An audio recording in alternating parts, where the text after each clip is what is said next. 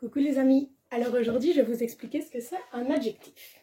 Alors vous allez voir, c'est facile parce qu'on en utilise tout le temps quand on parle et on en lit beaucoup aussi dans les livres. Alors je vous fais un exemple avant de vous expliquer ce que c'est. Ce joli arrosoir bleu métallique. Rien qu'en vous disant ça, je viens d'utiliser 3 adjectifs. Alors, qu'est-ce que c'est un adjectif? C'est un copain du nom. En fait, il va dire un peu plus de détails sur le nom. Il va expliquer comment il est. Il précise le nom. Alors, pour vous faire un exemple, j'ai préparé 3 noms au tableau. On les reconnaît. On a un nom d'objet ou de chose. Ma maison, avec son petit déterminant. On a un nom d'animal, le chat. Et on a un nom d'une personne, un métier, un pompier. Alors, avec tous ces noms, je vais leur rajouter des petits détails pour avoir plus d'informations sur eux. Je vous montre avec ma maison d'abord. Je pourrais choisir de mettre d'abord, je peux parler de sa taille, ma petite maison. Alors, vous voyez, si je vous montre de plus près, j'ai souligné en rose le E, parce que puisque la maison c'est féminin, on va dire une petite maison. On ne va pas dire ma petite maison, ça n'irait pas. Donc attention, il faut aussi penser à ça. L'adjectif, il va se transformer pour être comme le nom. Féminin, masculin, singulier, pluriel. Toutes des choses qu'on connaît déjà. Donc on peut dire sa taille, on peut dire sa couleur. Ma maison blanche.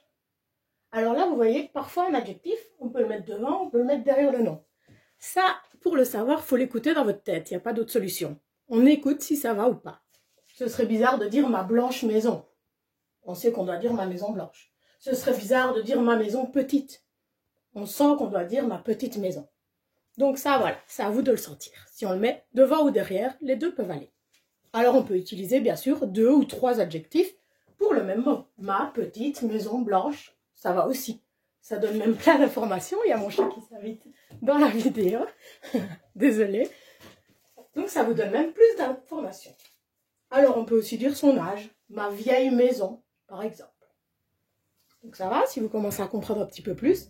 L'exemple avec l'arrosoir. Donc mes adjectifs, c'était mon joli arrosoir. Ça dit comment il est. J'avais dit quoi? Bleu, sa couleur. Et métallique, ça c'était la matière dans laquelle il était. Donc vous voyez que ça peut donner plein d'informations différentes. J'arrive au chat. Alors, là on peut dire sa corpulence. Le gros chat, par exemple. Et ici, vous allez voir de plus près, j'ai souligné en bleu pour dire que c'est un garçon.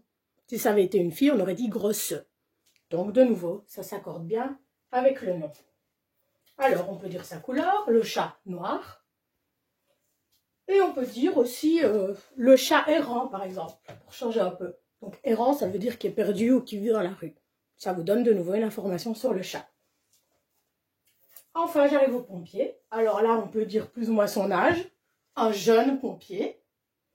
On peut dire comment il se sent ou comment est sa personnalité.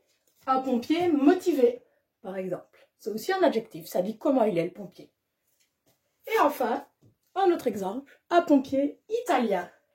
Ça peut aussi vous dire sa nationalité, pourquoi pas.